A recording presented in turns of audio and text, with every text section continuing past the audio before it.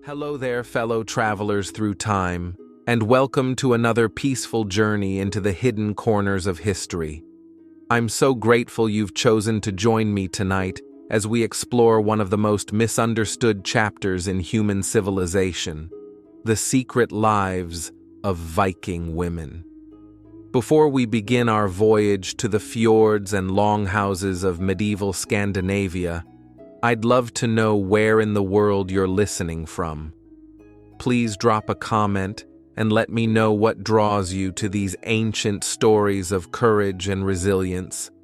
And if you find comfort in these historical journeys, that subscribe button helps us create more peaceful adventures through time.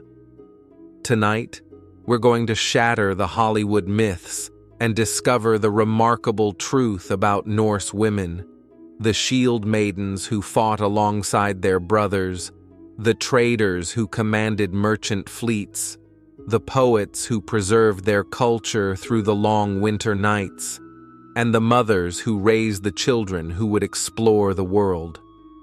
Popular culture has given us images of Viking women as either helpless captives or fierce warriors in leather bikinis. But the reality was far more complex, nuanced, and inspiring than any Hollywood fantasy. These were women who held keys to their households as symbols of absolute domestic authority, who could divorce their husbands and reclaim their property, who served as priestesses to ancient gods, and who sometimes took up sword and shield to defend their homes. So let the stresses of the modern world fade away as we sail north to a time when the aurora borealis danced over wooden halls, when long ships carried Norse families to distant shores, and when women named Astrid, Sigrid, and Freydis carved their own legends into the sagas of the North. Close your eyes if you wish, and let your imagination carry you to a world of endless forests, crystalline fjords, and communities where a woman's worth was measured not by her silence, but by her strength, wisdom, and fierce loyalty to family and clan. The first pale light of a Scandinavian summer barely penetrates the thick wooden walls of the Longhouse, but Astrid Eriksdottir is already stirring from her place on the raised sleeping platform.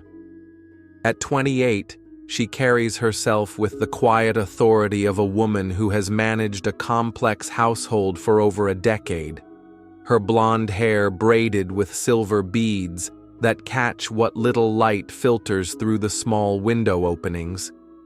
The Longhouse stretches nearly 60 feet in length, its timber frame supporting walls of carefully fitted planks that have weathered countless storms. Animal hide hangings divide the great hall into family spaces, creating privacy while maintaining the communal warmth essential for survival in this northern climate. The central hearth still glows with banked coals from the previous evening, its smoke finding its way through the hole in the thatched roof high above.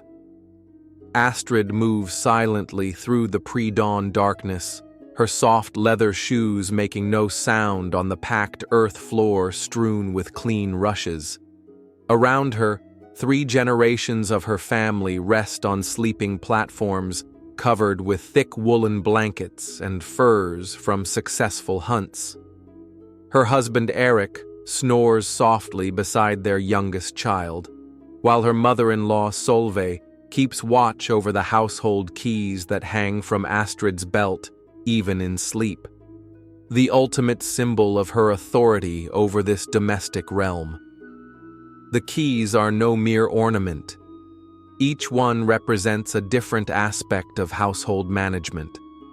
The storehouse where dried fish and grains wait out the long winter, the treasure chest containing the family's silver arm rings and amber trade goods, the ale house where barley beer ages in wooden casks, the textile workshop where wool becomes the cloth that clothes and enriches the family. In Viking society, these keys mark Astrid as Husfreyja, the house lady, whose word is law within these wooden walls. Her first task, as always, is to stoke the central fire that serves as the heart of family life. The hearth provides not only warmth and light, but also the sacred center around which the household gathers. Norse tradition holds that the fire must never completely die, for with it would perish the luck and protection of the family line. Astrid adds carefully chosen pieces of birch and oak to the glowing coals, whispering a brief prayer to Frigg, the goddess who protects hearth and home. As flames spring to life, shadows dance across the intricate wood carvings that decorate the supporting posts of the Longhouse.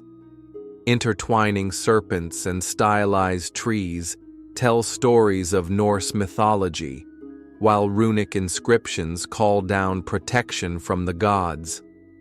These are not merely decorative elements, but active participants in the spiritual life of the household, reminders that the boundary between the mundane and magical remains thin in this ancient world. The warming air carries the scent of last night's meal, roasted mutton and barley bread, herbs from the kitchen garden, the ever-present smell of wood smoke that permeates every surface. But underneath these familiar aromas, Astrid detects something else, the faint mustiness that suggests the leather coverings on the food storage containers need replacement. Another task to add to the day's endless list of responsibilities. Her 6-year-old daughter Ingrid stirs on the sleeping platform, drawn from dreams by the gentle crackling of the renewed fire. The child's blonde hair tumbles around her shoulders in the same thick waves that mark her as Astrid's daughter, and her blue eyes, still heavy with sleep, regard her mother with the trust that only children can offer. "Is it time for the morning milk, Mama?" Ingrid whispers, careful not to wake the sleeping household. Astrid nods, lifting her daughter from the warm furs and setting her small feet on the rush-covered floor. Together, they make their way to the section of the Longhouse where the family's most valuable possessions live, not in locked chests, but in wooden stalls built against the western wall. 2 milk cows, 3 goats, and a handful of sheep share the Longhouse with their human family during the harsh winter months, their body heat adding precious warmth to the communal living space. This arrangement, so foreign to modern sensibilities, represents sophisticated adaptation to environmental challenges. The animals provide not only milk, meat, and wool, but also living furnaces that help keep the household warm during months when outdoor temperatures can kill the unprepared. Their presence also protects valuable livestock from both wolves and human raiders, who might otherwise make off with the family's wealth on 4 legs. Astrid settles onto the 3-legged milking stool beside Brunhild, the family's best milk cow, while Ingrid holds the wooden bucket steady with small but capable hands. The rhythm of milking provides a meditative start to the day, the warm milk frothing white against the pale wood as mother and daughter work in comfortable partnership.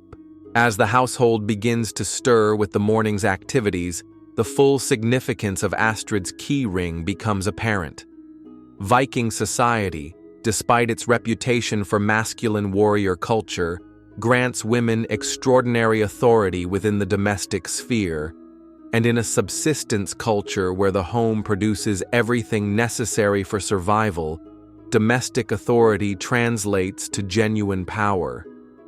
The largest key opens the family's storehouse, a separate building where Astrid maintains careful inventory of every resource that will carry them through the long winter. Barrels of dried fish caught during the summer's abundance stand alongside sacks of barley and oats, wheels of cheese wrapped in waxed cloth, and pottery vessels filled with preserved fruits and vegetables from the household garden. But the storehouse contains far more than food.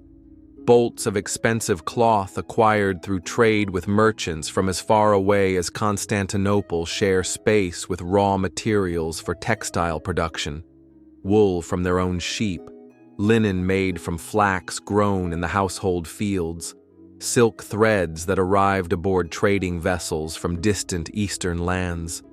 There are also stores of iron for tools and weapons, silver for trade and display, amber jewelry that demonstrates the family's prosperity, and dozens of other items that represent both wealth and survival.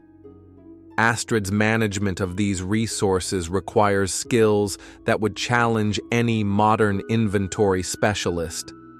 She must calculate precisely how much food each family member and animal will require during months when nothing grows, while maintaining reserves for unexpected guests, hospitality being both sacred duty and political necessity in Norse culture. She must also balance immediate consumption against trade opportunities, reserving certain goods for exchange with traveling merchants who bring exotic items and vital iron from distant lands. The second largest key opens the family's treasure chest, where silver arm rings and brooches rest alongside precious stones and rare coins from across the known world. But this is not treasure in the sense of hoarded wealth.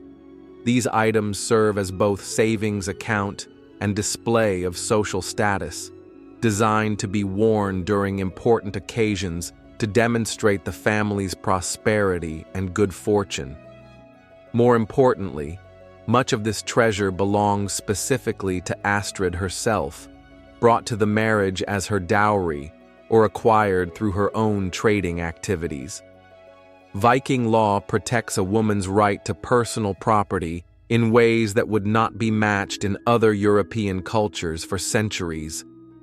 Should her marriage end through divorce or widowhood, Astrid would retain not only her personal treasure, but also 1/3 of all property acquired during the marriage.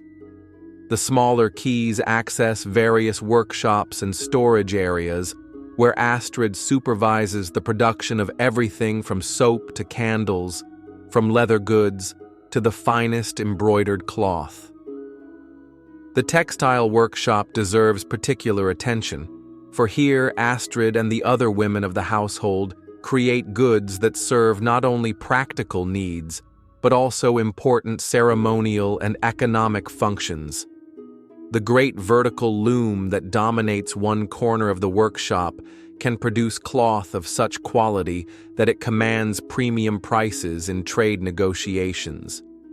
The intricate patterns woven into the finest pieces tell stories from Norse mythology, preserve family histories, and demonstrate technical skills passed down through generations of mothers and daughters. A woman known for exceptional weaving can bring honor and wealth to her entire family line. As morning light grows stronger, Astrid moves to the textile workshop, where yesterday's weaving awaits her attention. The great loom stretches from floor to ceiling, its weighted warp threads hanging like a curtain of possibility. Today she works on a cloak intended for her husband's use during important gatherings, not merely a practical garment, but a statement of family status and her own skill as a craftswoman. The wool comes from their own sheep, carefully selected for color and quality before being cleaned, combed, and spun into thread during the long winter evenings. But the finest details require materials acquired through trade: silk threads from far eastern lands for decorative borders, metal thread made from thin silver wire for the most prestigious elements, dyes extracted from rare plants and minerals that create colors impossible to achieve with local materials. Astrid's fingers move with practiced precision as she guides the shuttle through the warp threads, building the complex pattern one row at a time. The design incorporates traditional Norse motifs, interlacing serpents that represent protection, stylized trees that symbolize the world tree Yggdrasil, geometric patterns that carry meanings known only to those trained in their interpretation. But this is not merely artistic expression. The finished cloak will be worth more than many families earn in an entire year, representing hundreds of hours of skilled labor and expensive materials. When Eric wears it to the regional assembly or important feast, every observer will recognize not only his prosperity, but also his wife's exceptional skill. In a culture where reputation determines political power and economic opportunity, Astrid's weaving directly impacts her family's position in society. Her teenage daughter Ragnhild works at a smaller loom nearby, learning the techniques that will eventually allow her to manage her own household. At 15, Ragnhild already demonstrates considerable skill with both wool and linen, and her dowry will include not only silver and livestock, but also examples of her finest work, proof of her ability to contribute economically to her future husband's household. "Tell me again about the silk threads, Mama," Ragnhild requests, as she struggles with a particularly complex section of her own project. "How do they travel so far from the eastern lands?" Astrid sets down her shuttle and joins her daughter at the smaller loom, her hands guiding Ragnhild's fingers through the intricate movements required for the decorative border. The merchants tell stories of a land where people feed special worms on mulberry leaves, and these worms spin cocoons from threads finer than anything our sheep can provide. The finished silk travels along trade routes that span continents, passing through the hands of dozens of merchants before reaching our northern lands. As she speaks, Astrid demonstrates how the precious silk threads must be handled differently from wool: less tension, more careful spacing, constant attention to prevent snags that would ruin hours of work. The knowledge she shares represents generations of accumulated expertise, passed down through an unbroken chain of mothers and daughters who have preserved and refined these techniques through centuries of cultural change. The morning's work is interrupted by the arrival of a traveling merchant whose heavily loaded wagon announces profitable opportunities for trade. Astrid sets aside her weaving and assumes another of her many roles, that of commercial negotiator, whose decisions can significantly impact the family's prosperity. The merchant, Bjorn Ironhand, has traveled north from the trading town of Hedeby with goods acquired from across the known world. His wagon contains bolts of cloth from Frisia, amber beads from the Baltic shores, iron ingots from the bog mines, pottery vessels from the Rhine lands, and even a few pieces of genuine Byzantine silk that command extraordinary prices among the Norse elite. But Astrid approaches these negotiations with the shrewdness of someone who understands both the true value of goods and the art of profitable exchange. She examines each item with the practiced eye of an expert, testing the quality of cloth between her fingers, checking the workmanship of metal goods, evaluating the color and clarity of amber beads that will eventually become jewelry for special occasions.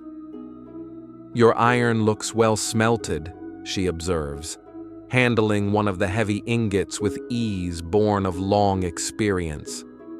"But the price you suggest seems optimistic for metal that shows these surface flaws." The negotiation that follows demonstrates the complex economics of medieval trade. Astrid offers a combination of goods produced by her own household: wheels of aged cheese, bolts of her finest woven cloth, silver arm rings from the family treasure, and honey from their carefully tended beehives. Each item's value fluctuates based on season, scarcity, and the specific needs of both parties. But this exchange involves more than simple commerce. The merchant brings news from distant lands, information about political changes that might affect trade routes, stories of new products becoming available in far-off markets. For a household that depends on trade for access to essential materials like iron and salt, such intelligence proves as valuable as any physical goods.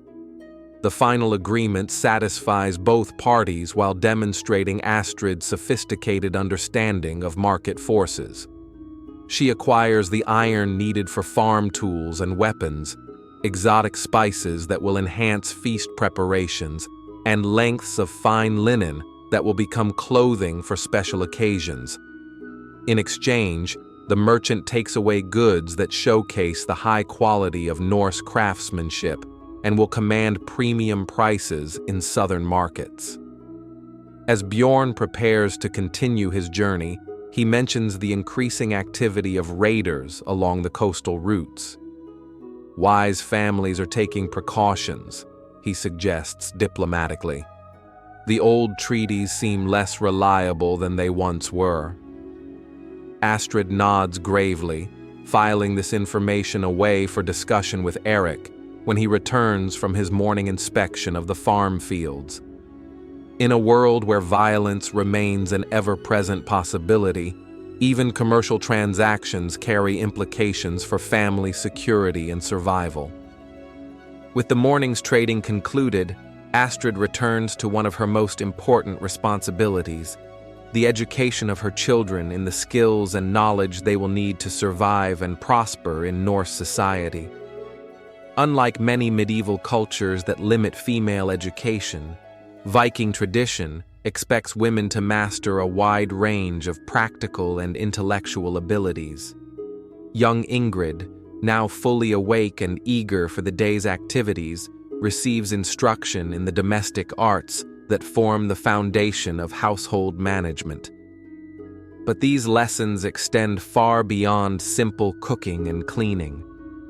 Astrid teaches her daughter to identify edible and medicinal plants, to preserve foods through various methods, to care for sick animals and family members, and to manage the complex social relationships that bind Norse communities together. Remember, little one, Astrid explains as they tend the kitchen garden together, every plant in this plot serves multiple purposes. The onions we eat also protect against illness when properly prepared. The herbs that flavor our food can become medicines during the winter months. The flowers that brighten our table also attract the bees that give us honey for trade. But Ingrid's education includes intellectual pursuits as well.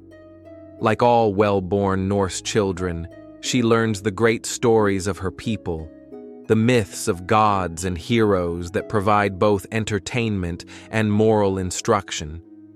She memorizes genealogies that trace her family's lineage back to legendary figures, establishing her place in the great chain of generations that links past, present, and future. Most importantly, Ingrid begins learning the complex legal codes that govern Norse society.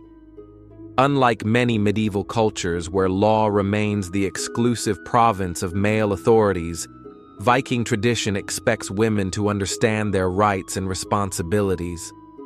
A woman who cannot protect her legal interests will find herself vulnerable to exploitation, while one who masters the intricacies of Norse law can exercise considerable influence over community decisions. 15-year-old Ragnhild receives more advanced instruction in subjects that reflect her approaching adulthood. Beyond the textile arts she practices at the loom, she studies the healing arts that might one day make her invaluable to her future household. Norse women often serve as the primary medical practitioners for their communities, their knowledge of herbal remedies and healing techniques saving lives when professional physicians remain unavailable. Astrid's 17-year-old son, Magnus, returns from the morning's farm work in time to receive his own lessons, though his education focuses on different skills. Astrid teaches him the basics of trade negotiation, household management, and legal procedure, knowledge that will serve him well when he eventually inherits responsibility for the family farm. But she also ensures he understands the domestic arts well enough to survive independently if necessary. A man who cannot cook his own food or mend his own clothes makes himself dependent on others, Astrid explains as she demonstrates proper techniques for preparing preserved fish. Independence requires mastery of all survival skills, not just those considered appropriate to your gender.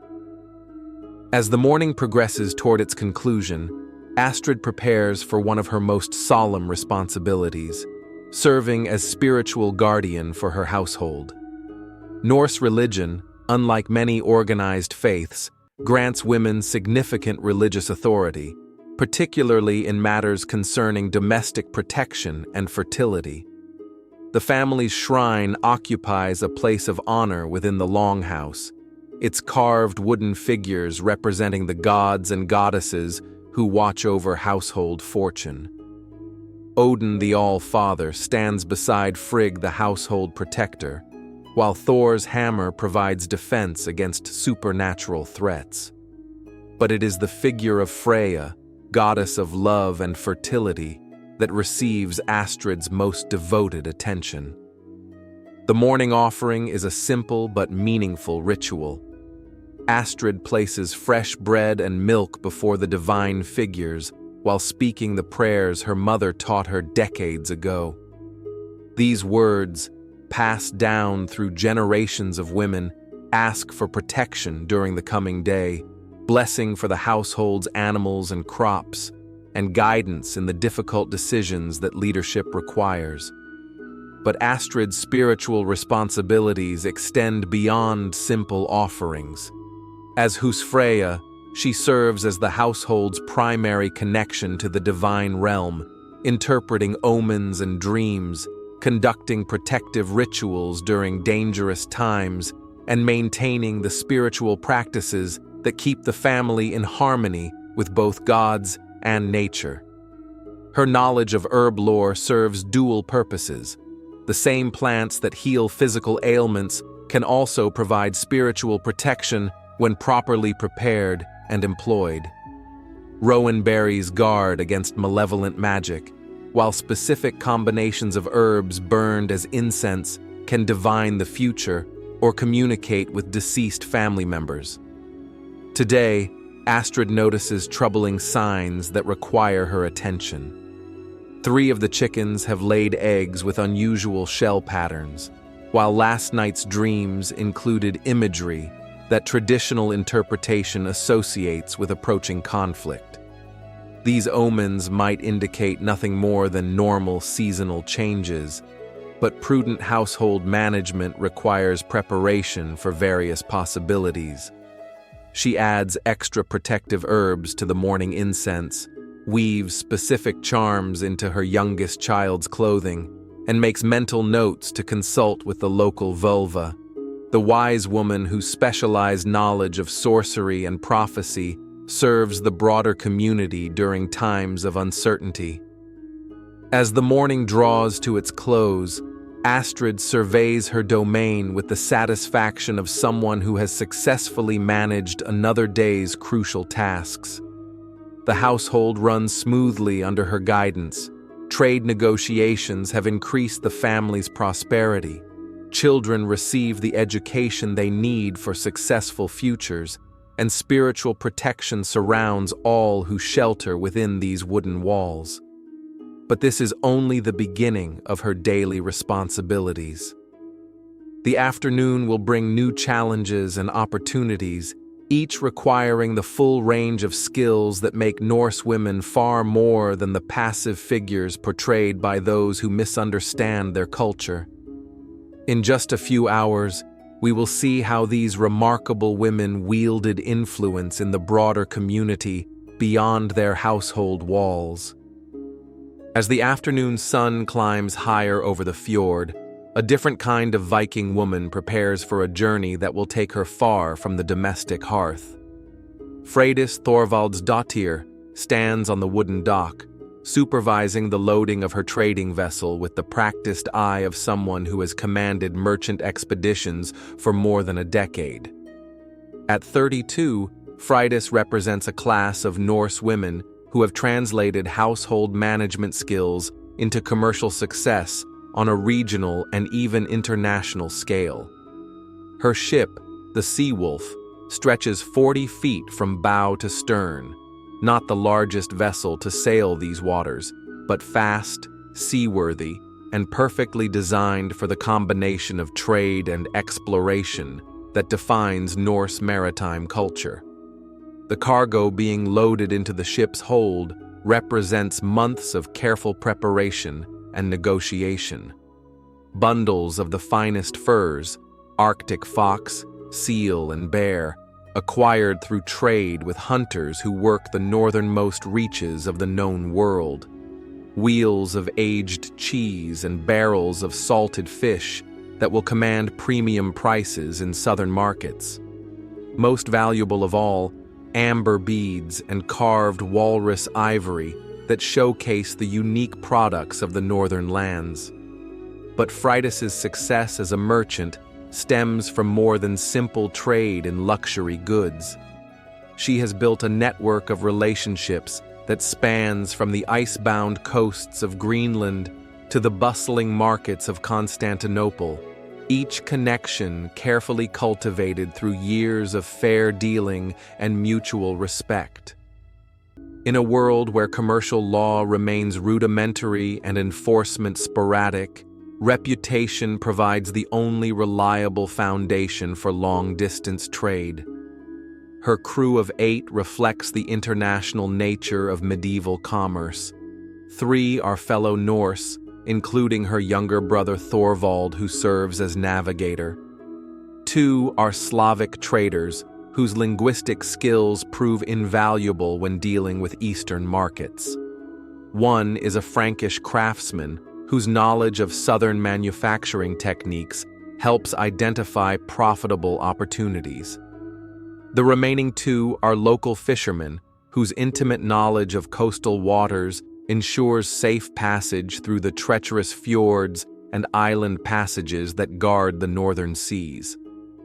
The Frisian cloth merchants should be arriving in Hedeby within the month, Thorvald reports as he checks the ship's rigging one final time. If we time our arrival correctly, we can exchange the amber for their finest wool before they move south for the winter. Freydis nods, but her plans extend far beyond a single trading stop. The route she has mapped will take them to 5 different markets over the next 3 months, each offering unique opportunities for profitable exchange. From Hedeby, they will sail south to the Rhinelands, then east to the Baltic shores where Slavic merchants bring goods from the vast interior of the continent. The final destination lies far to the southeast, where Viking traders have established a foothold in the markets of Kyiv and even distant Constantinople. As the Sea Wolf prepares to depart, Freydis performs the traditional ritual that marks the beginning of any significant voyage. She pours ale over the ship's carved prow, asking Njordr, god of the sea, for favorable winds and safe passage. She also whispers a prayer to Freya, asking the goddess to watch over her family during the long months of separation. The farewell between Freydis and her household differs markedly from modern expectations about medieval family life.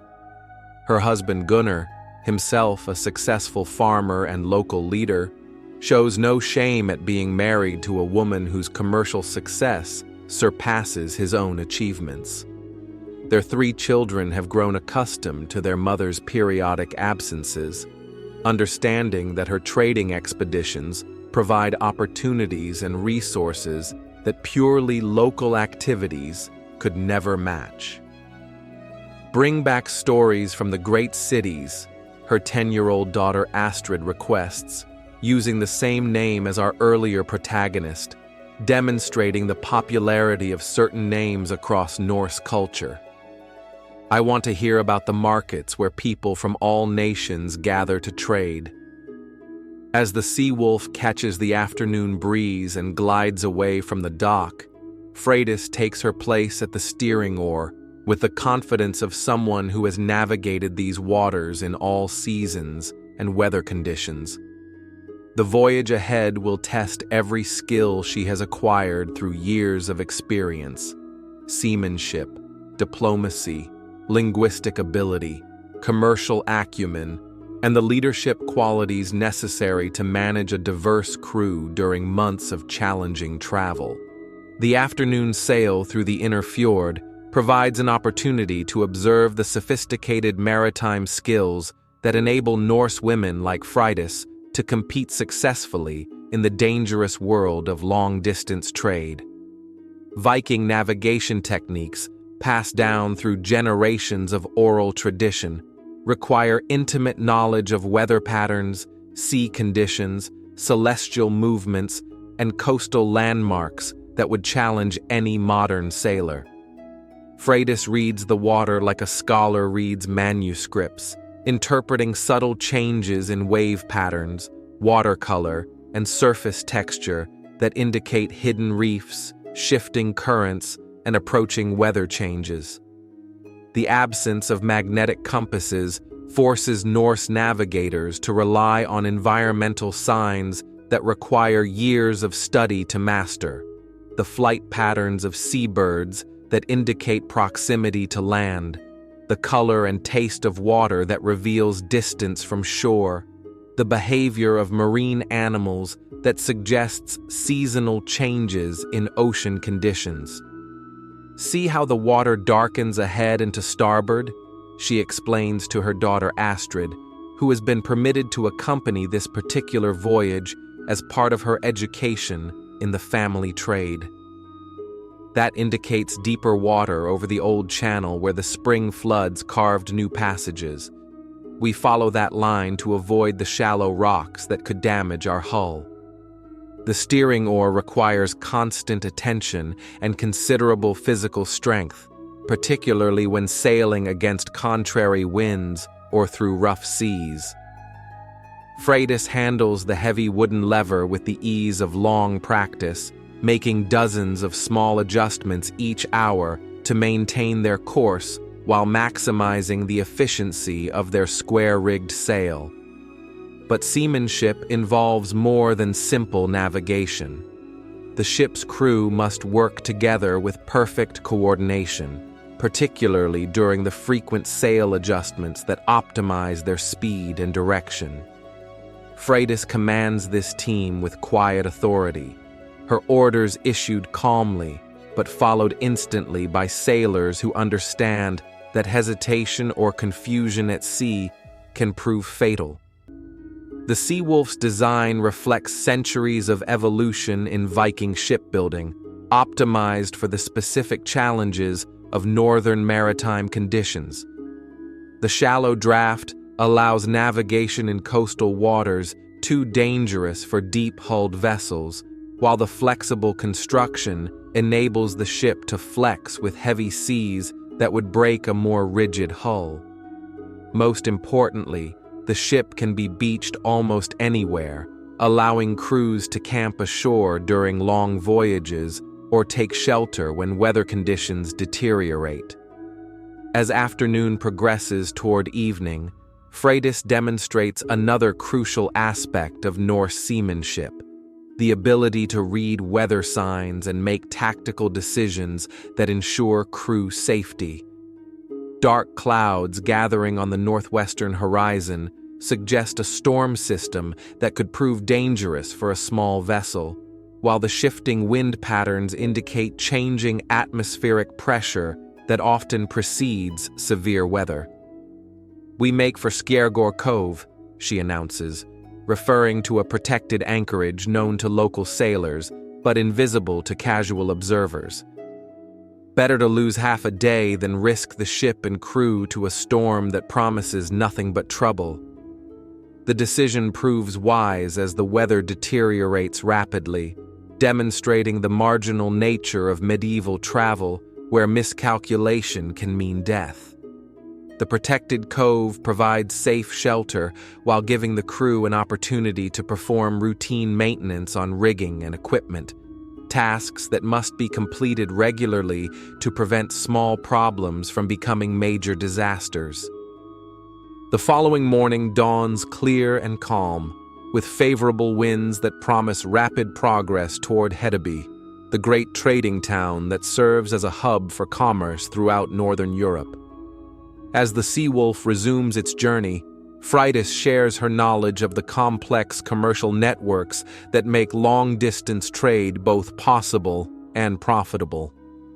Every successful merchant must understand not only the goods they carry, but also the needs and desires of people in distant lands, she explains to young Astrid, who listens with the intensity of someone learning skills that will shape her future life. The amber we carry means little to our northern neighbors, who can gather their own from familiar beaches.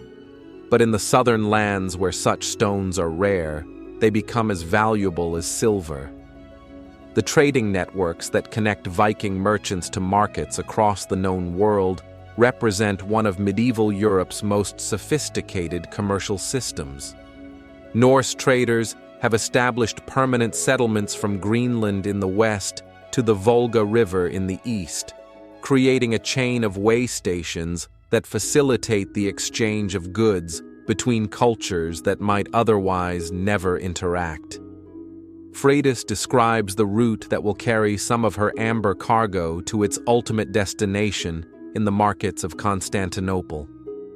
From Hedeby, Frankish merchants will transport it south to the Rhinelands, where other traders will carry it further south to the Alpine passes.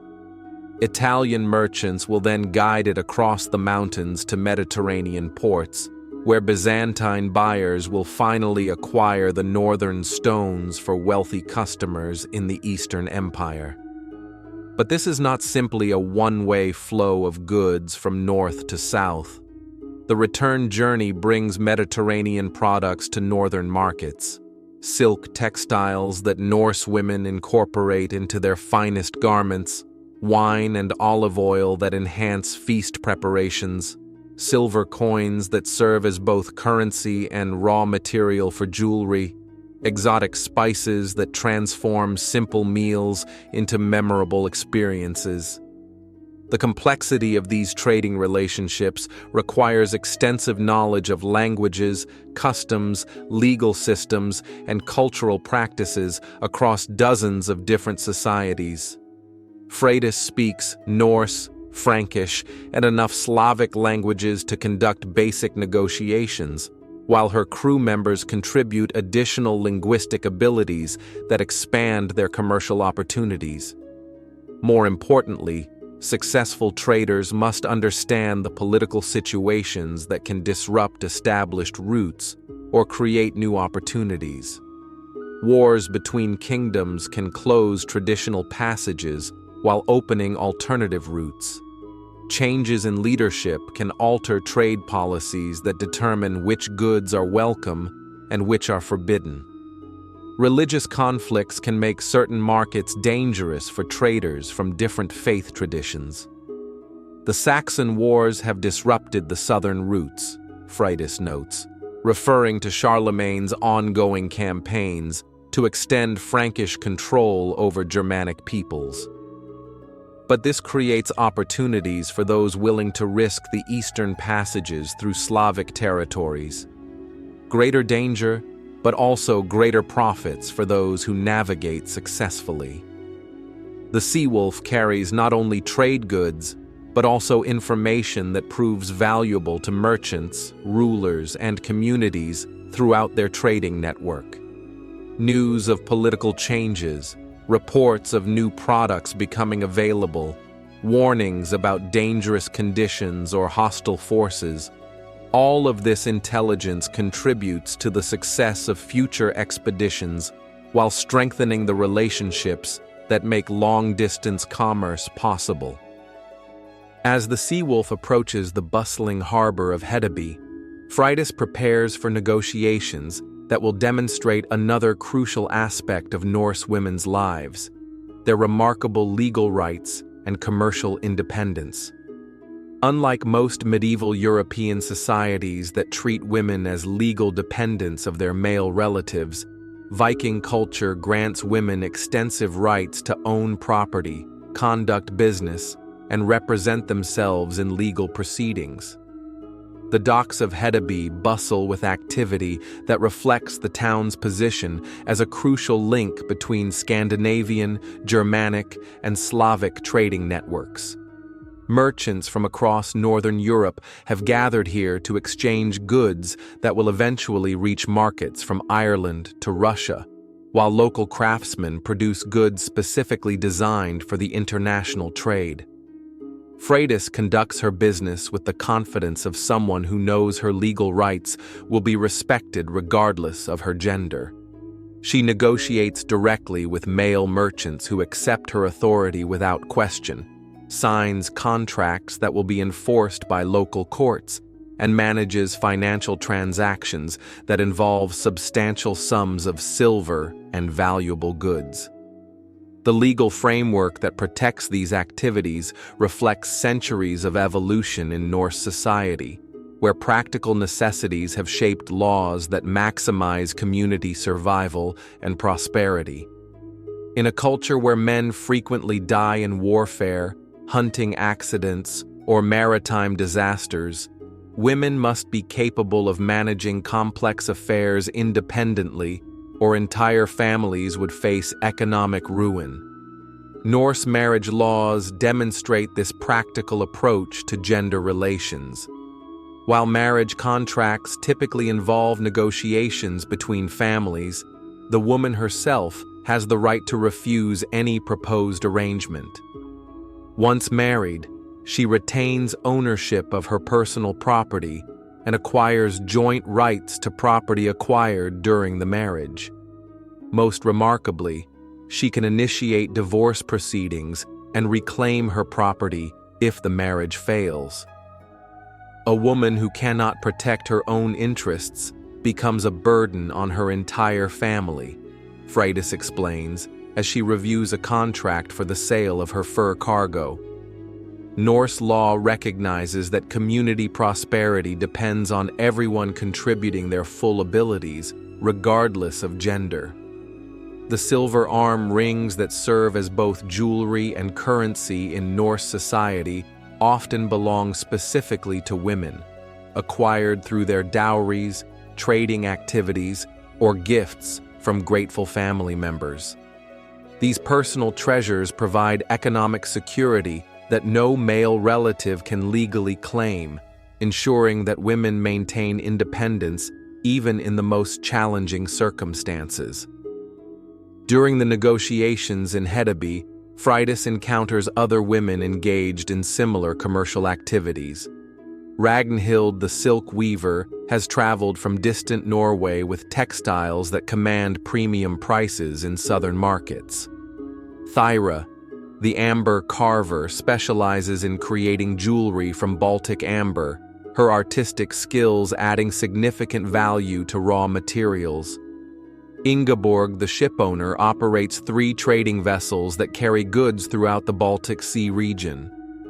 These women represent a significant portion of the Norse merchant class, their success demonstrating that commercial achievement depends more on skill and knowledge than on gender-based restrictions. They share information about market conditions, coordinate their activities to avoid destructive competition, and provide mutual support during the inevitable challenges that face any merchant operating in medieval conditions. As evening approaches and commercial activities wind down, Freydis seeks out one of Hedeby's most respected residents, Sigrid the Völva, a wise woman whose spiritual knowledge serves the broader community. The Völva represents another dimension of Norse women's authority, exercising influence that transcends gender boundaries and commands respect from the most powerful male leaders. Sigrid's dwelling stands apart from the commercial district, its position reflecting both her special status and the slightly fearful respect that Norse society accords to those who practice Seder, the magical arts that allow communication with spirits, prophecy of future events, and influence over supernatural forces. The building itself seems to shimmer with otherworldly energy, its carved doorposts depicting serpents and ravens that appear almost alive in the flickering torchlight. At 63, Sigrid moves with the deliberate grace of someone who has spent decades mastering arts that most people can barely comprehend. Her long gray hair hangs unbound, following ancient traditions that associate loose hair with spiritual power. Silver arm rings circle her wrists, not mere decoration, but tools of her trade, their metal serving as conduits for the magical energies she manipulates during her rituals. The interior of Sigrid's home reveals the accumulated knowledge of a lifetime devoted to studying the hidden connections between the natural and supernatural worlds. Bundles of herbs hang from the rafters, each carefully selected for specific magical properties. Crystals and carved stones occupy places of honor, their surfaces polished smooth by centuries of handling. Most impressive of all, the völva's staff leans against the wall, a wooden rod topped with iron and decorated with jingling metal discs that help induce the trance states necessary for prophetic work. The merchant Freydis seeks guidance for her journey, Sigrid observes before her visitor can speak, demonstrating the supernatural awareness that makes her services so valuable. The paths ahead carry both opportunity and danger, as is always true for those who venture beyond familiar shores. The consultation that follows reveals the sophisticated nature of Norse spiritual practice, far removed from the primitive shamanism that some modern observers imagine. Sigrid's advice draws on decades of studying weather patterns, political trends, seasonal cycles, and human psychology, combined with genuine spiritual insights that transcend purely rational analysis. She examines the runes that Freydis has brought, carved wooden pieces that will guide decision-making during the long journey ahead. Each symbol carries multiple layers of meaning, their interpretation requiring extensive knowledge of mythology, psychology, and practical wisdom. The runes speak of favorable winds, but also warn of deception from unexpected sources, promising prosperity while cautioning against overconfidence. The goddess Freya smiles upon your venture, Sigrid announces after studying the patterns revealed by the carved symbols. But remember that even divine favor must be earned through wisdom and courage. The greatest dangers you face will come not from storms or raiders, but from your own choices in moments of uncertainty. The völva's influence extends far beyond individual consultations. Political leaders regularly seek her advice before making decisions that affect entire communities. Warriors consult her before embarking on dangerous expeditions. Farmers request her blessing for their crops and livestock. Even other women of high status show respectful deference to her spiritual authority. This respect stems partly from fear. Seder practitioners are believed capable of cursing enemies, controlling weather, and influencing events through supernatural means. But it also reflects genuine appreciation for the practical wisdom that völvas acquire through their special position in society. These women often serve as counselors, mediators, and keepers of cultural knowledge that might otherwise be lost. Sigrid's training began in childhood, when her own grandmother recognized signs of spiritual gift. For decades, she studied under experienced practitioners, learning not only the technical aspects of magical arts, but also the ethical responsibilities that come with supernatural power. A völva who misuses her abilities faces not only social ostracism, but also spiritual consequences that can destroy both practitioner and community. As Freydis prepares to leave, Sigrid offers a final gift, a small amulet carved from walrus ivory and blessed with protective runes. Wear this during your travels, she instructs. It will not prevent all dangers, but it will help you recognize opportunities for wisdom over rashness, courage over recklessness. The exchange concludes with mutual respect between two women who wield different forms of power, but understand their common position in Norse society. Both have achieved influence through mastery of specialized knowledge, both face challenges that test their abilities regularly, and both contribute to community prosperity through their individual achievements. As night settles over Hedeby and Freydis returns to her ship, she carries with her not only the völva's specific advice, but also a renewed appreciation for the diverse roles that Norse women play in their society. Tomorrow will bring new challenges as the sea wolf continues its trading journey, but tonight she rests secure in the knowledge that her culture recognizes and rewards female achievement in all its many forms. As dawn breaks over the training grounds outside Hedeby, a different aspect of Norse women's lives emerges from the mists of morning. Brynhild Ragnarsdottir raises her wooden practice sword to meet her opponent's attack, her movements flowing with the deadly grace of someone who has spent years mastering the warrior's art. At 24, she stands as living proof that the legendary Shieldmaidens of Norse sagas were more than mythical figures. They were real women who earned their place in the warrior culture through skill, courage, and unwavering determination. The training ground echoes with the sharp crack of wooden weapons as a dozen young warriors practice the combat techniques that might one day save their lives.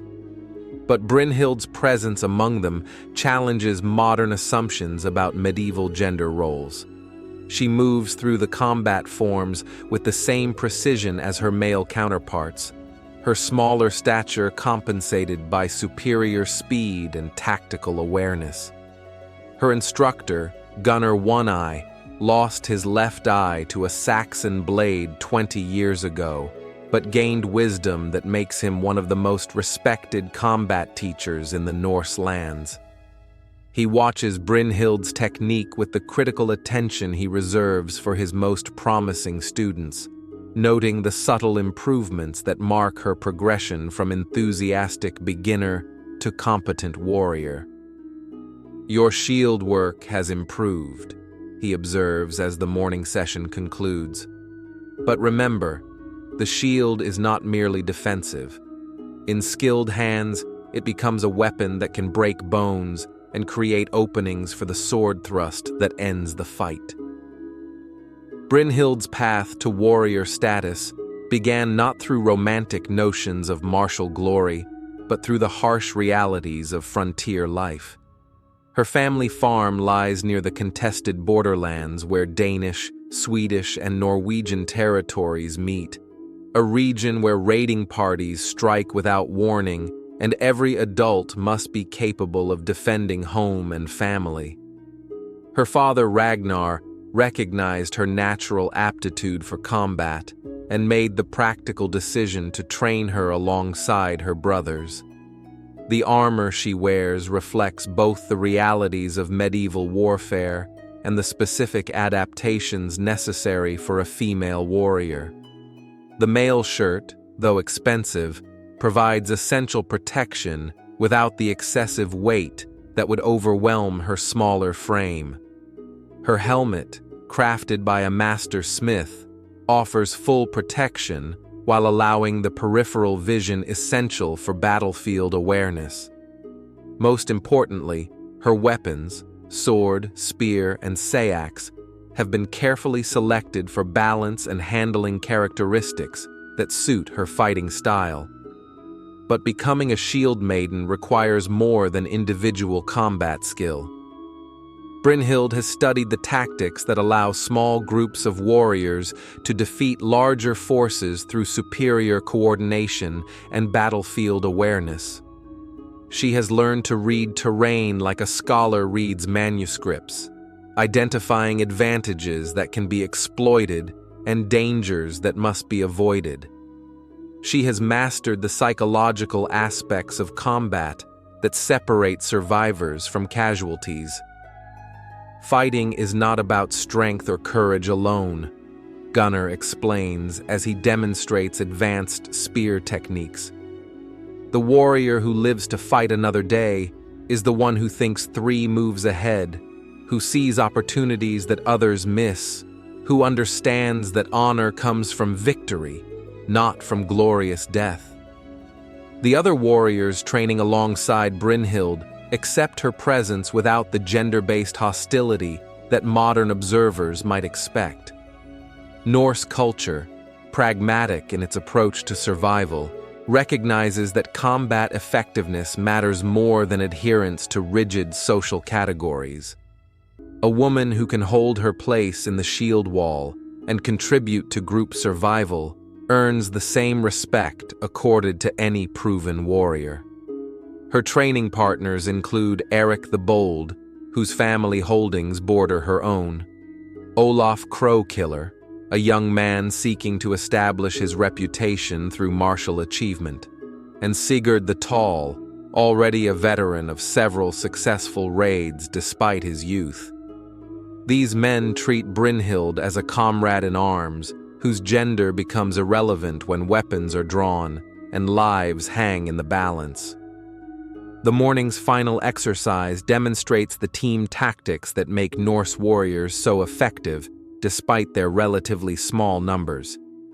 6 fighters form a shield wall, their overlapping shields creating an almost impenetrable barrier while spear points project from the gaps between shields. The formation requires perfect coordination. Each warrior must maintain position while protecting both themselves and their neighbors, watching for enemy movements while remaining ready to exploit any tactical opportunity. Brynhild takes her position in the wall with quiet confidence, her shield locked with those of her companions, while her spear seeks targets among the opposing force. The mock battle that follows tests not only individual skill, but also the group cohesion that determines success or failure in real combat. When the exercise concludes, she has earned grudging praise from Gunnar and respectful nods from her training partners. As the training session progresses into more advanced tactical exercises, Brynhild demonstrates the specialized role that shield maidens play within Norse military organization. Far from being isolated warriors fighting for personal glory, female fighters integrate seamlessly into the collective combat strategies that make Viking forces so effective against larger but less disciplined enemies.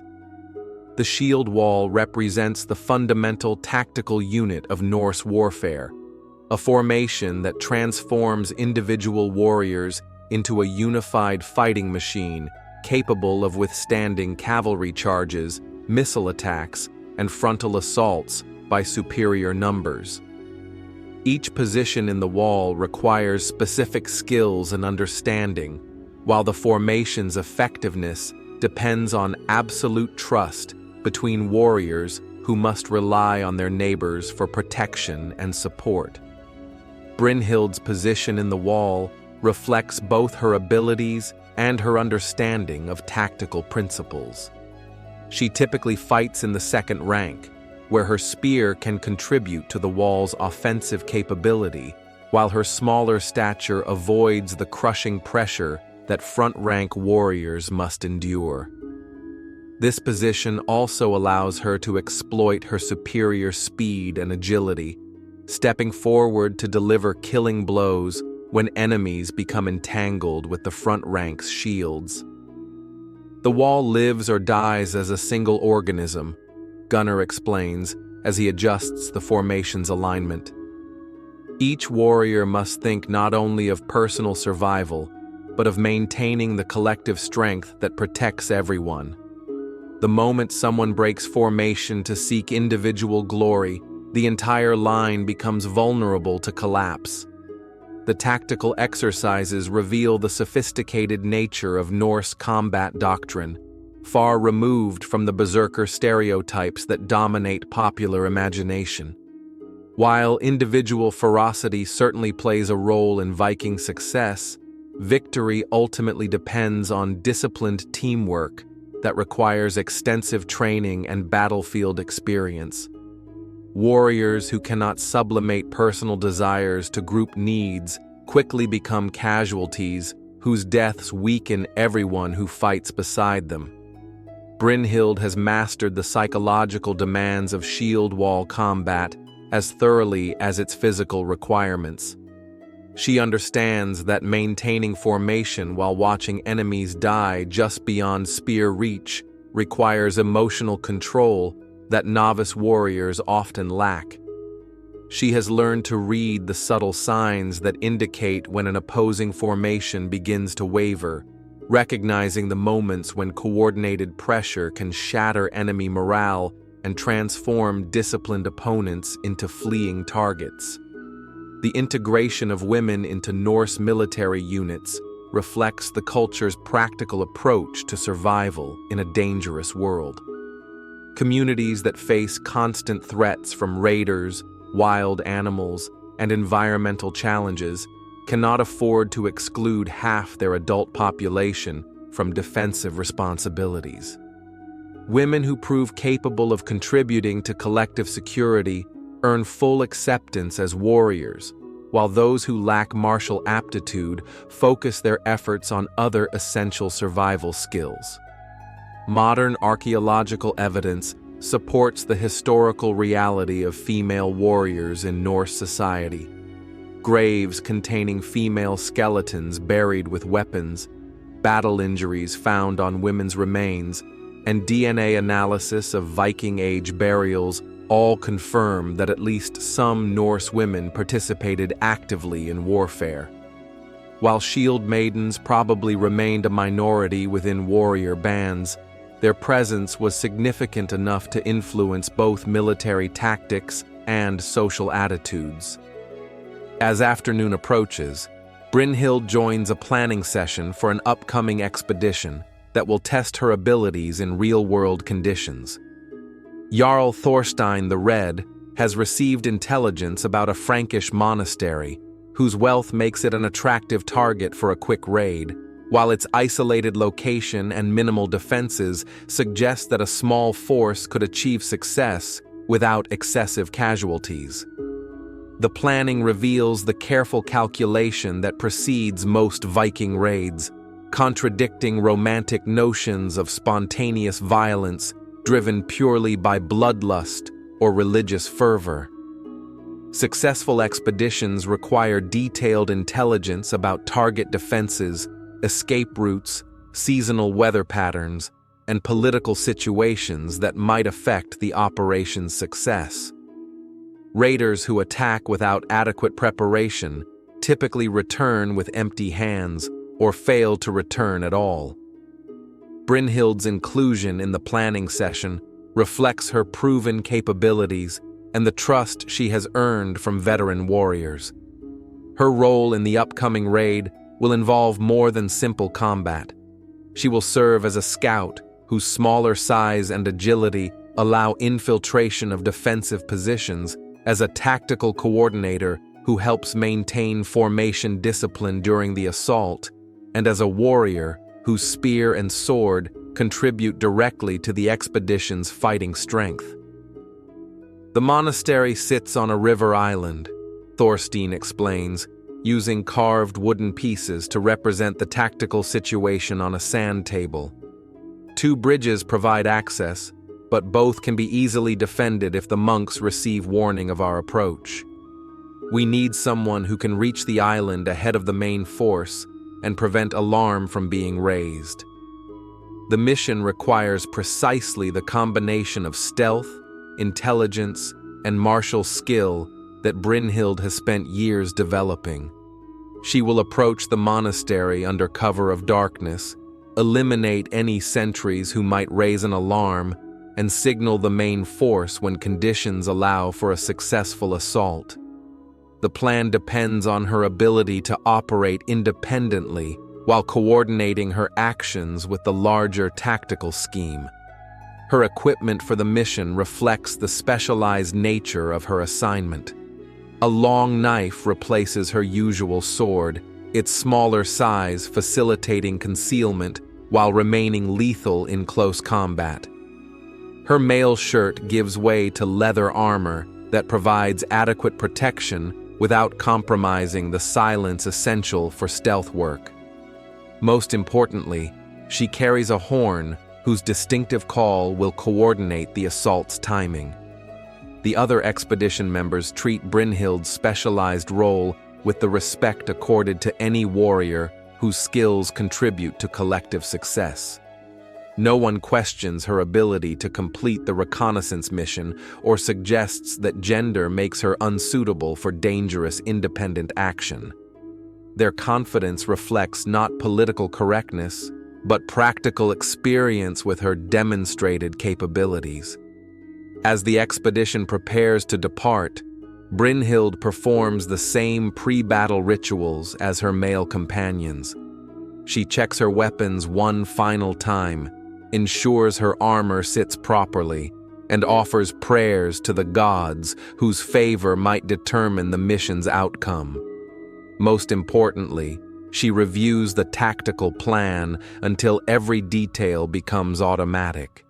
Understanding that battlefield success often depends on split-second decisions made under extreme stress. The journey to the target area will take 3 days of hard travel through forests and along waterways that offer concealment from potential observers. During this time, the expedition members must maintain operational security while dealing with the practical challenges of movement, supply, and weather. Brynhild's contribution to these efforts demonstrates another dimension of women's military participation: the logistical and organizational skills that make extended operations possible. 3 nights later, Brynhild crouches in the reeds beside the river that surrounds the Frankish monastery, every sense focused on the mission that will soon test all her training. The stone buildings loom against the starlit sky like sleeping giants, their windows glowing faintly with the light of oil lamps tended by monks maintaining their night vigils. Somewhere within those walls lie treasures that could support her entire community through the coming winter, if she can complete her part of the tactical plan. The monastery's defenses reflect the growing concern of Frankish religious communities about Viking raids. A stone wall encircles the main buildings, while the river provides a natural barrier that forces attackers to approach via the 2 narrow bridges. Guards patrol the walls at regular intervals, their spear points glinting in the moonlight as they scan the surrounding darkness for signs of approaching danger. But the monks have made a crucial error in their defensive planning. They have focused their attention on the obvious approach routes while leaving the riverside relatively unguarded. Brynhild's reconnaissance has identified a section of wall where climbing holds are available, and the guard rotation creates brief windows of opportunity for infiltration. Moving with the silent precision that years of training have made instinctive, she slips from the reeds and enters the cold water. The river's current is stronger than expected, requiring constant effort to maintain position while approaching the monastery's walls. Her leather armor, though lighter than mail, still creates drag that makes swimming more difficult than anticipated. The climb up the monastery's stone wall tests every aspect of her physical conditioning. The rough-hewn blocks provide adequate handholds, but the weight of her weapons and the need for absolute silence make each movement a careful calculation. Below her, the river's dark water waits to swallow any evidence of her presence should she lose her grip and fall. At the wall's top, she pauses to assess the situation within the monastery's courtyard. 2 guards patrol the inner grounds, their routine suggesting boredom rather than alert watchfulness. The main church stands open, its interior illuminated by candles that reveal glimpses of the golden vessels and ornate decorations that make this monastery such an attractive target. The elimination of the first guard requires skills that have nothing to do with heroic combat and everything to do with practical necessity. Brynhild approaches from behind while the man gazes outward over the river, her long knife finding the gap between his helmet and mail coif before he can cry out. The killing is quick, efficient, and utterly without the drama that sagas attribute to such moments. The second guard presents a greater challenge, his position near the church entrance making silent approach nearly impossible. Brynhild must use her intelligence rather than stealth, creating a distraction that draws him away from his post while remaining ready to fight if her deception fails.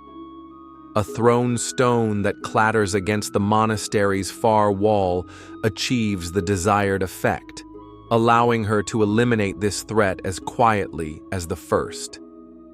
With the immediate area secured, she signals the main force by sounding her horn 3 times, the arranged code that indicates successful infiltration and minimal resistance.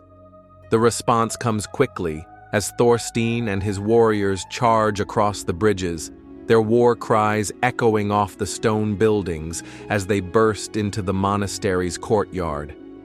The assault that follows demonstrates the tactical coordination that makes Viking raids so effective. While the main force secures the monastery's treasure and rounds up prisoners, Brynhild maintains watch for reinforcements that might arrive from the surrounding countryside. Her position on the wall provides excellent observation while keeping her available for rapid response to any unexpected developments. The raid's success validates both the planning that preceded it and the individual contributions of each expedition member. Brynhild's reconnaissance and infiltration work eliminated the defenders' ability to organize effective resistance, while her continued vigilance ensures that the force can withdraw safely with their captured wealth. As the expedition returns home with their captured treasure, the successful completion of Brynhild's first major raid provides an opportunity to examine the specialized weapons and techniques that enable Norse women to compete effectively in the warrior culture. The monastery assault has confirmed her status as a proven shield maiden, but it has also revealed areas where continued training will improve her combat effectiveness. The spear remains the primary weapon for most Norse warriors regardless of gender, its reach and versatility making it ideal for both individual combat and formation fighting. Brynhild's spear, crafted specifically for her use, measures 7 feet in length with an iron point that can punch through mail or leather armor. The ashwood shaft provides flexibility that prevents breakage under stress, while the spear's balance allows quick transitions between thrusting and sweeping attacks. But spear work requires more than simple strength. It demands timing, distance judgment, and tactical awareness that can only be developed through extensive practice. Brynhild has learned to use her weapon's reach to keep opponents at a disadvantage while remaining ready to draw her secondary weapons if the fighting becomes too close for spear work. Her sword, though shorter than those carried by larger male warriors, compensates through superior craftsmanship and careful design for her fighting style. The blade's steel shows the characteristic pattern welding that marks the finest Norse weapons, while the grip has been modified to fit her smaller hands without compromising leverage or control. This weapon represents a significant investment. A sword of this quality costs more than most families earn in several years. The sayax or long knife serves as both tool and weapon, its single-edged blade efficient for camp tasks while remaining lethal in combat situations.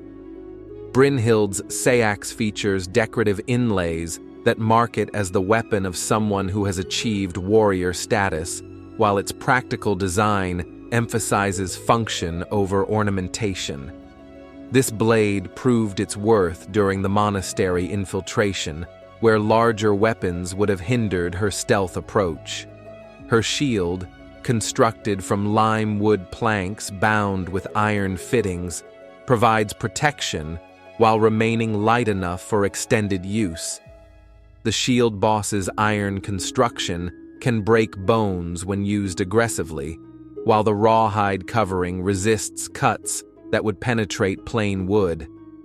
Most importantly, the shield's size and weight have been optimized for her physical characteristics without compromising its protective capability. The armor she wears represents a compromise between protection and mobility that reflects both her gender and her tactical role.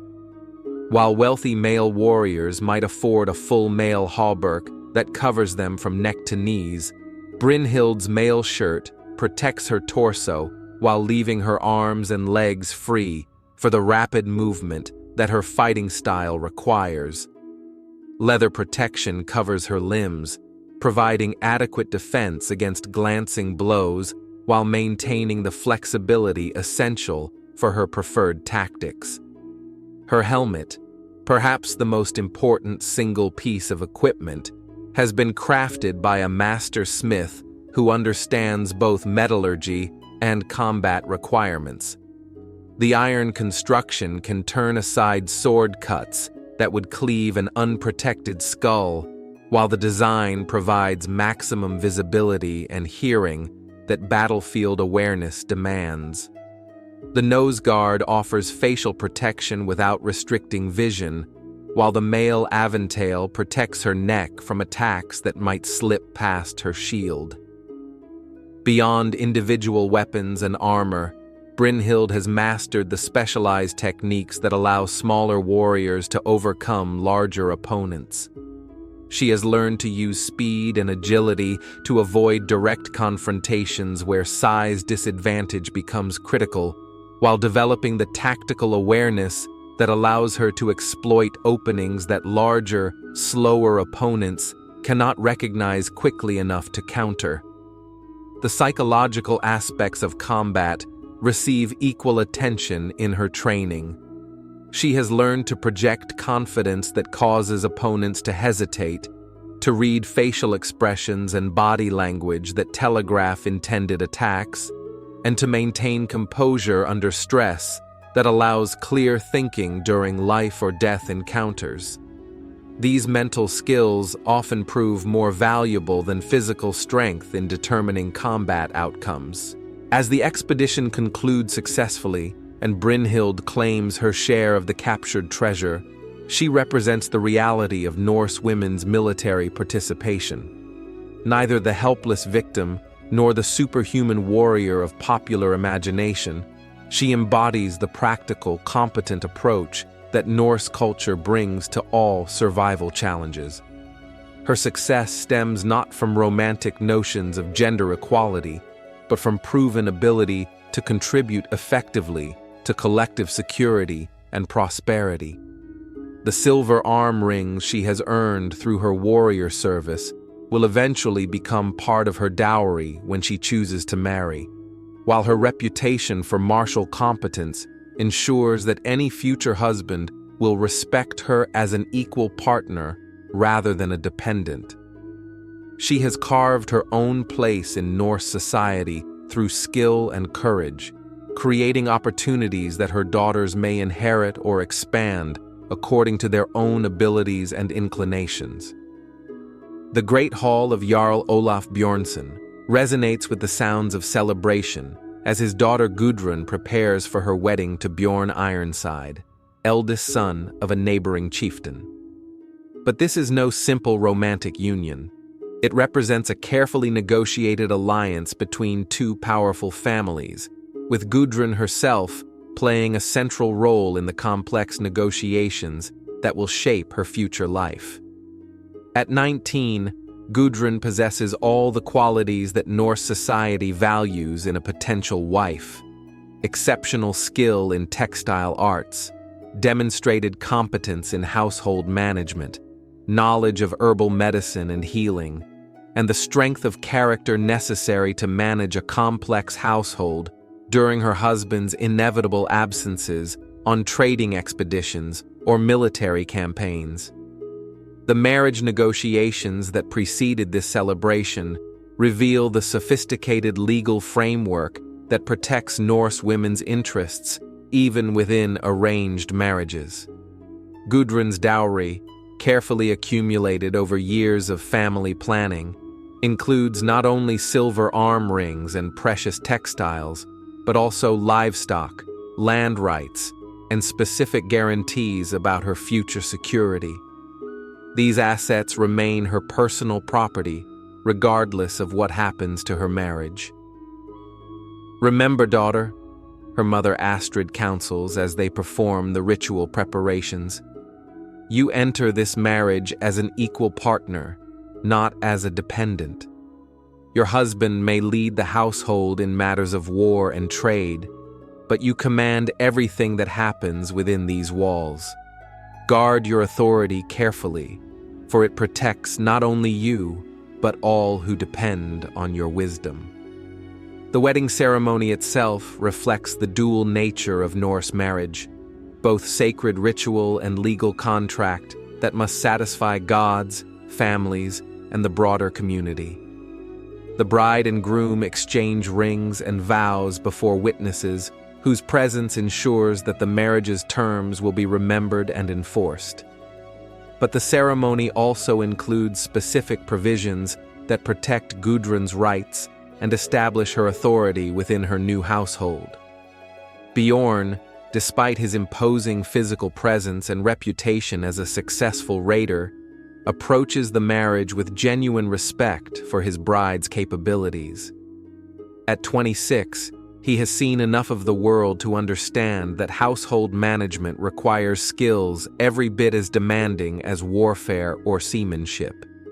His own mother's competent administration of family affairs has provided a model of female authority that he expects to replicate in his own marriage. The feast that follows the ceremony demonstrates the new couple's combined resources and their family's commitment to the alliance. Tables groan under the weight of roasted meats, fresh bread, aged cheeses, and imported delicacies that showcase the prosperity of both households. Ale and mead flow freely, while skilled storytellers entertain the guests with tales of legendary heroes and ancient gods. But beneath the celebration lies serious business.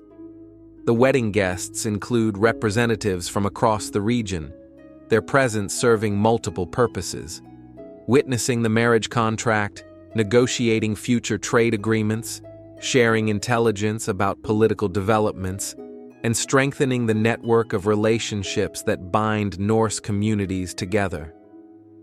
Gudrun moves through these social interactions with the confidence of someone trained from childhood to manage complex relationships.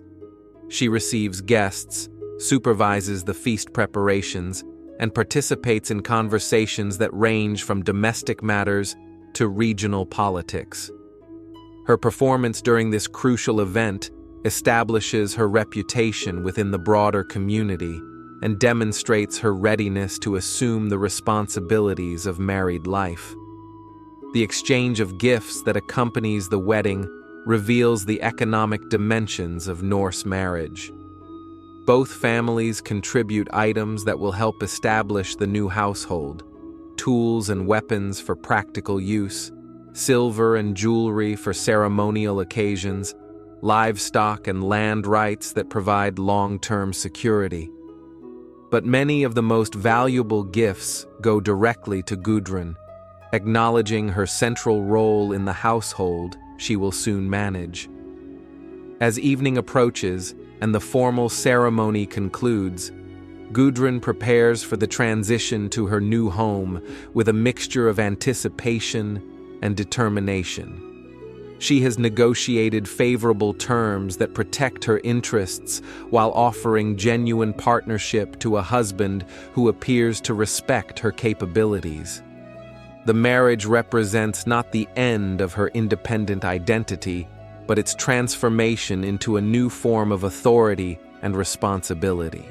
The morning after her wedding finds Gudrun beginning the complex process of establishing her authority within Bjorn's household. The Longhouse that will now serve as her primary domain contains all the elements of a successful Norse domestic economy, but she must demonstrate her competence in managing these resources before the household will fully accept her leadership.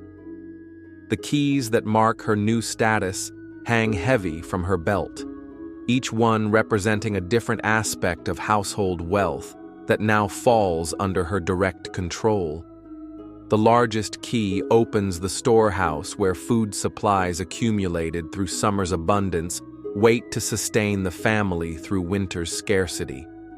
Her management of these resources will determine whether the household prospers or merely survives during the lean months ahead. But the storehouse contains far more than simple provisions. Bolts of fine cloth acquired through trade represent both immediate utility and long-term investment opportunity.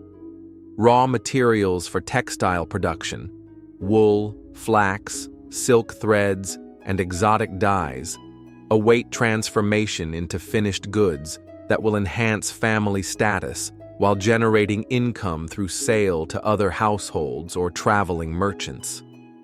The treasure chest reveals the accumulated wealth of 3 generations: silver arm rings and brooches that serve as both currency and status symbols, amber beads from Baltic shores, exotic coins from distant lands, and precious stones that demonstrate the family's commercial connections.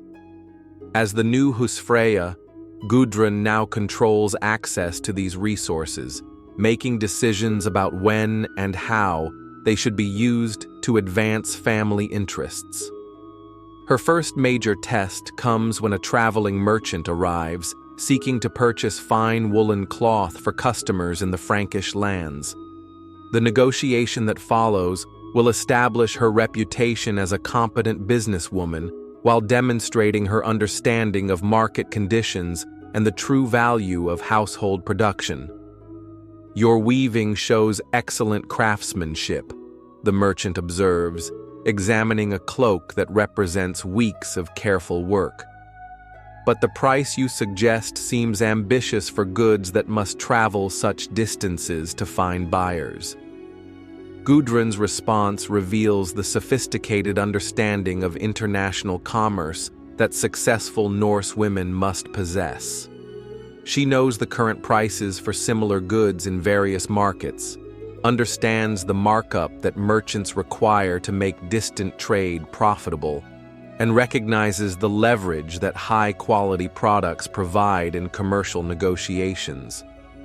"The workmanship you admire requires materials that are themselves expensive," she counters calmly. "The wool comes from sheep bred specifically for fineness, the dyes from plants that grow only in certain regions, the patterns from knowledge passed down through generations of master weavers. Goods of this quality command premium prices because they cannot be replicated by ordinary craftsmen." The negotiation continues for hours, with both parties demonstrating the commercial acumen that makes long-distance trade possible despite the absence of standardized currencies or enforceable contracts. The final agreement satisfies both merchant and producer, while establishing Gudrun's reputation as someone who understands the true value of her household's output. But household economics involves more than occasional trade with visiting merchants. Gudrun must manage complex production systems that transform raw materials into finished goods, coordinate the labor of family members and servants, maintain inventories that balance current consumption against future needs, and make investment decisions that will determine the household's long-term prosperity. The textile workshop alone requires constant attention to multiple simultaneous projects. Wool must be cleaned, combed, and spun into thread before weaving can begin. Different projects require different materials. Everyday clothing can use coarser wool and simple dyes, while ceremonial garments demand the finest materials and most complex techniques.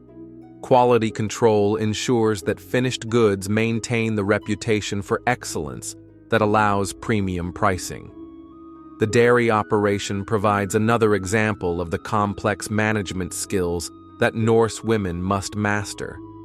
Milk from the household's cows and goats must be processed immediately to prevent spoilage, with some consumed fresh, while the remainder becomes cheese that can be stored for months or traded for other necessities. The timing of these operations depends on seasonal factors, animal health, and market demands that require constant attention and adjustment. 3 years into her marriage, Gudrun faces a crisis that will test the legal protections that Norse society provides for women. Her husband Bjorn has begun drinking heavily and showing violent tendencies that threaten both her safety and the household's prosperity. Unlike women in many medieval societies who would have no recourse against abusive husbands, Norse law provides clear procedures for ending unsatisfactory marriages while protecting women's property rights. The decision to seek divorce does not come easily. Marriage in Norse society involves not only personal relationships, but also political alliances between families, economic partnerships that affect entire communities, and social obligations that extend far beyond the couple themselves. Gudrun must consider the impact of divorce on her children, her family's reputation, and her own future prospects for remarriage. But Norse law recognizes multiple grounds for divorce that protect women against various forms of abuse and neglect. Physical violence, abandonment, adultery, financial irresponsibility, and even persistent cross-dressing all provide legal justification for ending a marriage. More importantly, the law requires no approval from male relatives. A woman can initiate divorce proceedings independently if she can demonstrate adequate grounds. The legal process begins when Gudrun formally announces her intention to divorce at the regional assembly, where legal matters receive public hearing. She must present witnesses who can testify to her husband's misconduct, while demonstrating that she has attempted reconciliation before resorting to legal action. The proceedings are public, ensuring that community members understand the reasons for the divorce and can evaluate the justice of her claims. I call upon this assembly to witness that Bjorn Ironside has violated the sacred obligations of marriage, Gudrun declares in the formal language required by legal tradition. He has raised his hand against me in anger, squandered household resources on drink and gambling, and failed to provide the protection and support that marriage vows require. I claim my right to dissolve this union and reclaim the property that belongs to me by law. The witnesses who support her case include neighbors who have observed Bjorn's drinking and violent behavior, merchants who can testify to his irresponsible spending, and family members who have attempted unsuccessfully to counsel him toward better conduct. Their testimony establishes a clear pattern of misconduct that justifies Gudrun's decision to end the marriage. But the assembly must also hear Bjorn's response to these accusations. He attempts to minimize his drinking problem while claiming that his wife's management of household affairs has exceeded proper feminine authority. However, his own witnesses prove reluctant to contradict the evidence of misconduct that multiple observers have reported. The assembly's decision reflects the practical Norse approach to legal disputes. Maintaining social order requires protecting the rights of all community members while ensuring that legal procedures serve community welfare rather than individual vengeance. Gudrun's divorce is granted, with specific provisions for property division and child custody that protect her interests while acknowledging legitimate concerns about family welfare. Under Norse law, Gudrun retains all property she brought to the marriage as dowry, plus 1/3 of all wealth accumulated during their 3 years together. This includes not only silver and livestock, but also the tools, equipment, and trade goods that represent the household's productive capacity. The settlement provides enough resources to establish an independent household or to make her an attractive prospect for remarriage. The children present a more complex issue. Norse custom typically awards custody of boys to their father's family, while girls remain with their mother, reflecting assumptions about gender-specific education and training. However, Gudrun successfully argues that Bjorn's drinking makes him unfit to raise their 8-year-old son, while their 5-year-old daughter will clearly benefit from maternal guidance during her formative years. As a newly independent single mother, Gudrun faces the challenge of raising her children while managing her household and maintaining her position in the community. But Norse society, pragmatic in its approach to family structure, provides support systems that enable single parents to fulfill their responsibilities without facing social ostracism or economic disaster. Her approach to child rearing reflects the egalitarian values that characterize Norse culture, where children of both genders receive education in essential survival skills regardless of traditional gender roles. 8-year-old Magnus learns domestic arts alongside combat training, while 5-year-old Astrid studies the basics of household management, while also learning to handle simple weapons for self-defense. The morning routine in Gudrun's household demonstrates this practical approach to education. Magnus helps with milking the cows and feeding the livestock, learning the animal husbandry skills that provide food security. But he also practices with wooden swords and learns the tactical principles that might someday save his life. Astrid works at the smaller loom, developing the textile skills essential for female authority, while also studying the herbal knowledge that makes women valuable as healers and wise counselors. In our world, survival depends on everyone contributing their full abilities, Gudrun explains to her children as they work together on the morning tasks. Magnus, you must learn both the warrior's courage and the farmer's patience. Astrid, you need both the healer's knowledge and the trader's shrewd judgment. The gods help those who prepare themselves for all possibilities. The education extends beyond practical skills to include the cultural knowledge that binds Norse society together. Both children memorize the great stories of their people, the myths of gods and heroes that provide moral guidance, the genealogies that establish family honor, the legal codes that protect individual rights. This oral tradition ensures that essential knowledge survives even when written records are destroyed or lost.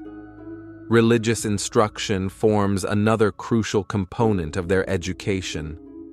Gudrun teaches her children to honor the gods through proper rituals while understanding the spiritual forces that influence daily life.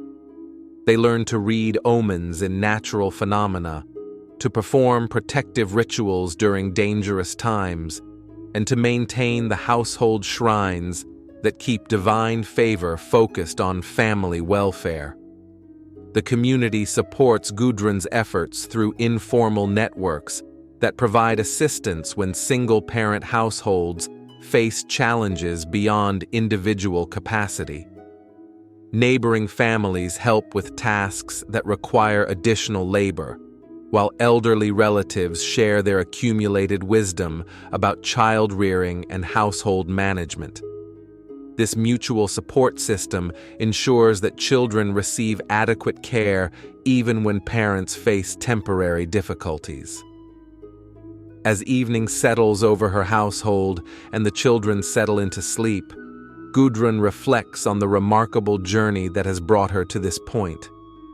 From her arranged marriage, through her successful assertion of legal rights to her current status as an independent household head, she has navigated the complexities of Norse society while maintaining both her dignity and her authority. Her story represents not the exception, but the norm for Norse women who possessed the strength and intelligence to exploit the opportunities their culture provided. Unlike many medieval societies that severely restricted female agency, Viking civilization recognized that community survival depended on utilizing everyone's capabilities to the fullest extent possible. The silver arm rings that circle her wrists tell the story of her achievements, earned through successful trade negotiations, received as divorce settlement, inherited from female relatives who carved their own paths through similar challenges. Each ring represents not only wealth, but also the independence that allows her to shape her own destiny within the constraints of her time and place. As you drift toward peaceful sleep, dear listener, carry with you the memory of these remarkable women who refused to be defined by the limitations others tried to impose upon them. The Shieldmaidens who fought beside their brothers, the merchants who commanded trading expeditions across dangerous seas, the household managers who built prosperity through skill and determination, the mothers who raised children to value both courage and wisdom. Their stories remind us that human potential transcends the artificial boundaries that societies create, that strength takes many forms, and that the greatest victories often come not from dramatic battles, but from the quiet persistence of those who refuse to accept that their dreams are impossible. The Norse women whose lives we have shared tonight sleep now in the halls of their ancestors, but their legacy lives on in every woman who claims her own authority, who builds her own prosperity, who raises her children to believe that they can achieve whatever their abilities and determination make possible. Sweet dreams, fellow traveler through time.